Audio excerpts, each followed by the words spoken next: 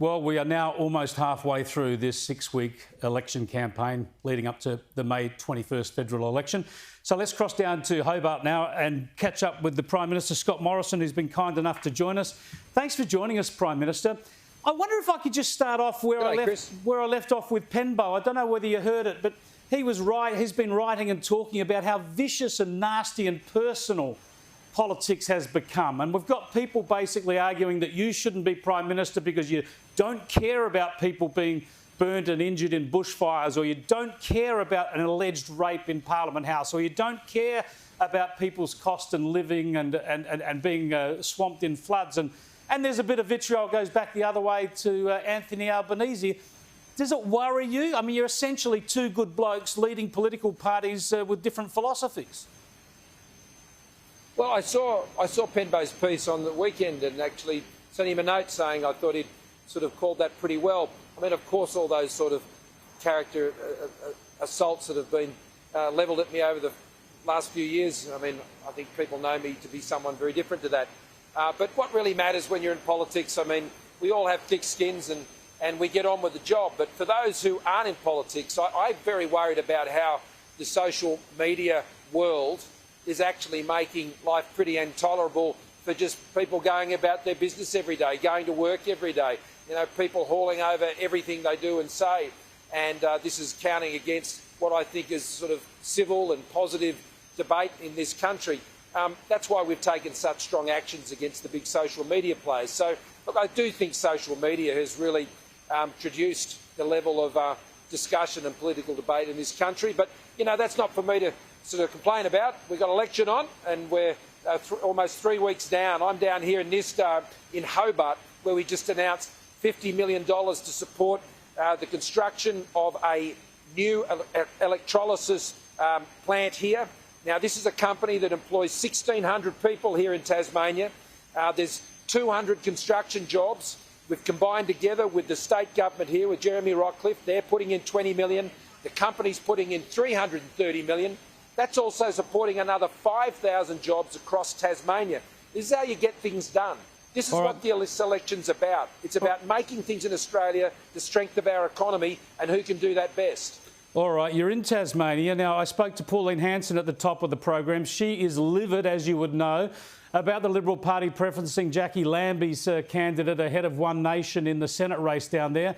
And she's now going to preference against you in North Sydney and in Bass in Tasmania and in Sturt in South Australia. It could cost you seats. It could cost you government. Why have you done this? Why has the Liberal Party done this to One Nation? Look, we're just focused on what the Australian people are focused on in this election. All this discussion about preferences and so on. It's just politics, Chris. It's just a lot of politics. That's not changing what people do for a job. It's not changing what they earn. It's not keeping downward pressure on inflation and interest rates. That's what we're focused on in this election. Everyone else wants to talk about politics and what all that means. Fine, knock yourselves out. But that's not what I'm focused on. What I'm focused on is ensuring that we have a strong economy because, you know, if you don't have a strong economy, then you can't do anything else. You can't fund the essential services Australians rely on. You can't put $50 million into this plant right here, which is saving 1,600 jobs. But, Prime Minister, to go on doing that, you need to be re-elected. You need to actually win at politics to remain in government. And this is where the reason that you can't get re-elected. The reason you can't get the primary vote high enough because you're running around the... Sorry, Chris. So I just want to make that point, that the reason your primary vote isn't high enough is because you've got people fracturing off to Clive Palmer, to One Nation, to Liberal Democrats. You're losing votes on the right. And this is why I keep telling Australians and asking them every day, you know, we've got a big choice at this next election about whether we're going to have a stronger economy or a weaker economy. And voting for independence does not make a stronger economy. You know, a government that has to negotiate for its existence every single day of the week is not going to make Australia stronger. It's going to make it weaker. Now, we've had a difficult time as a country over the last 3 years. And I'm sure there are plenty of things that Australians don't necessarily agree with me about or wish this had done differently or whichever. But it's about the future. And so you can support a Liberal national government that has got our economy through one of the most difficult times. And we're keeping investing to make things here. to ensure we have reliable, affordable energy. Electricity prices are down 8%, and we've got unemployment to 4% and going further down. And we've got 300,000 Australians into their own home directly through what we've been doing. That's the stuff that matters, Chris. It sure is. People want to talk about preferences and politics, they can. What I'm appealing to Australians to do is vote for the Liberal National Government, because that will make the economy strong. That's what will ensure that we can have a stronger future. Will you talk directly with Pauline Hanson to try and sort this out, to negotiate your way around this? The party organisation negotiates preferences. I get on and do the job of the Prime Minister, which is about making our economy strong and ensure we're delivering on Australians for the economy they need into the future. I've given some praise to Rebecca Sharkey over the past couple of days, because in her interview with David Penberthy, she said she recognises that Mayo is a traditional Liberal seat. She recognises as an independent she shouldn't be turfing governments out. That's something for voters to do. So she's saying she would, her first preference, if it came to a minority parliament, would be to negotiate with the coalition, to negotiate with you. She's, of course, got a shopping list, but that's her inclination, reflecting the expectations of her electorate. I say good on her for being so honest and upfront.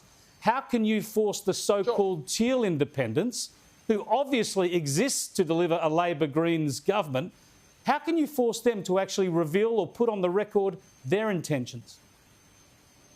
Well, that is the job of the Australian media and the public, to be asking them. If you're interested in voting in that direction, I mean, you've got to ask yourself the question, how does that make Australia stronger?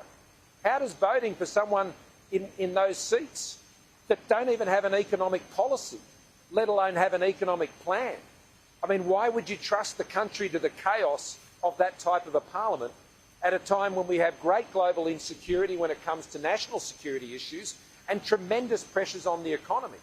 I mean, this is a very serious time. Yes, it is. Very serious time. And so the choice that people are going to make, don't make the choice for a weak parliament, make the choice for a strong government, which means a strong economy. Are those so-called Teal independents attempting to deceive voters? Or they're anti-Liberal. That's what their job is. I mean, they're not running against the Labor Party. They're only running against the Liberal Party. And some of them used to be members of the Labor Party. They make no secret of that. This is an anti-Liberal party, funded by big money with Simon Holmes à Court. I mean, that's what it is. I mean, they have no plan for Australia. They have no plan for the economy.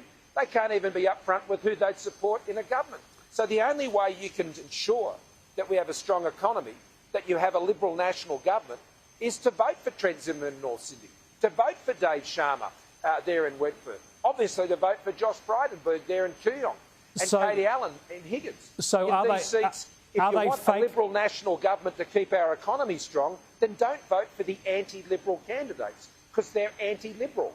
Therefore, they are fake independents and they're deceiving voters. Well, of course they are. Of course they are. I mean, this idea that they're independent when they're all networked and knitted together with funding backing coming from the big end of town.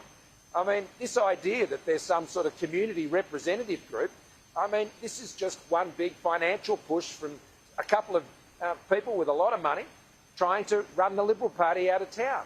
That's what it is. Now, as a government, I say that we have ensured that the Australian economy has come through one of the biggest challenges, in fact, the biggest challenge we have seen since the Second World War and the Great Depression. And we have the economic plan to keep that going. Even now, when you see those inflation figures, and yes, they are concerning, we do know there is upward pressure on rising costs of living, and we do know there's real pressure on interest rates. So people have got to ask themselves, who do they think is going to be able to keep downward pressure on those things? Liberals and Nationals? Because we've demonstrated it, proven in one of the toughest times we've ever been through? Or Anthony Albanese, who's never done a budget, a Labor Party who, with Wayne Swan, just took our economy off the edge? Or the Teal independents, well, they're not independents, the anti-Liberal independents in those seats, throwing the government and the parliament into chaos? I mean, this is a time when we need strength, not weakness. When it comes to the economy and interest rates, it's been obvious for some months that interest rates were going to have to start their climb back to something approaching normal. Yet you're going to be faced with an interest rate hike next week, probably a small increase. We've already seen how a lot of the media and politics is going to portray this. Are you disappointed that the Governor of the Reserve Bank didn't act earlier, that we should have seen some incremental increase in interest rates before this election campaign even began? Well, Chris, I'm a former Treasurer and I respect the independence of the Reserve Bank. And you have never found me as a Treasurer or as a Prime Minister in any way casting any doubt on the independence of the Reserve Bank by offering a commentary on their monetary policy. They set monetary policy, we set fiscal policy. And over the course of this pandemic, we have worked closely together. And I think those two arms of policies has aligned well to ensure we've brought Australia through this terrible crisis. Now, I respect the Reserve Bank, but let me tell you this. Cash rates at 0.1%. Back when the Reserve Bank put up interest rates in 2007, it was at 6.5%. Today, we have a war in Europe and we have massive disruption of global supply chains caused by the pandemic, which we've seen, and global security issues. And we've seen bigger lockdowns now occurring in China, which further disrupts. So we've got a lot of pressures in the system. And so I think the two scenarios are quite different. See, managing the economy is not a straightforward thing. You can't take it for granted. That's why you can't trust it at such a critical time as this in taking a risk on Anthony Albanese, the Labor Party, or the chaos of a parliament populated by left-wing, anti-liberal candidates in what they call themselves as the Teal Independents. Two quick questions we might be able to get in before we run out of time. Firstly, Catherine Deeves, I'd love to interview her. I'm sorry if I'm speaking a bit loud, Chris, but I'm sorry if I'm speaking a bit loud, and to your viewers also, I apologise. No, there's a lot of noise it's where all I fine. am here at Nearstar, so all right, sorry about that. I'll be loud and clear. Catherine Deeves, I'd love to interview her. It seems like the New South Wales Liberal Party have got her in hiding. You'd have no problems with her turning up for an interview with me, would you? Well, look, that's a matter for the campaign teams to sort those things out. I mean, what I do every day is set out very clearly what our government is doing. But as you know, I've stood strongly to ensure that Catherine continues on and as our candidate and to be our candidate. She's talking about a very sensible issue about women and girls in sport. That's it. That's her point. I think it's very sensible. Indeed. And I wasn't going to stand there and let people pile on and try to cancel her. I think it's important, the point she's making, and I check in on her pretty regularly, particularly after I saw those terrible reports about the threats, and she's okay, but obviously we need to take a bit more care given those threats. All right, we've got. I think it's appalling that should be necessary. Absolutely, that should be necessary. We've got to stop walking on eggshells in this country. We've got 30 seconds before we run foul of Peter Credlin. So Anthony Albanese, I don't want to risk that. Has he used his COVID isolation to duck out of the campaign? Do you think we should have seen more of Albanese while he was in isolation? Well, I do know there must be a lot of questions waiting for him when he comes out of isolation. I do hope that he's well and that his symptoms weren't too difficult. I remember when I came out, that's when I went straight up from isolation directly to the floods in northern New South Wales. That was where I went immediately. I didn't go to other states, that's where I went. And it's important that I hope that he comes out and he's well, because this is an important campaign. And for the last week, he's done a couple of interviews, I suppose, but there's a choice. And people need to see there's a choice. I've said there's two debates. We had the Sky debate, it was a good debate. We should have two debates next week. He said he'd debate me anytime, anywhere. Well, Thursday night, Channel 7, I'll be there. Well, Sunday night, Channel 9, I'll be there. Great stuff. We'll resolve the debate. Thanks for joining us, Prime Minister. I appreciate it. Good on you, Chris. Nice to talk to you. Scott Morrison there, live from Hobart.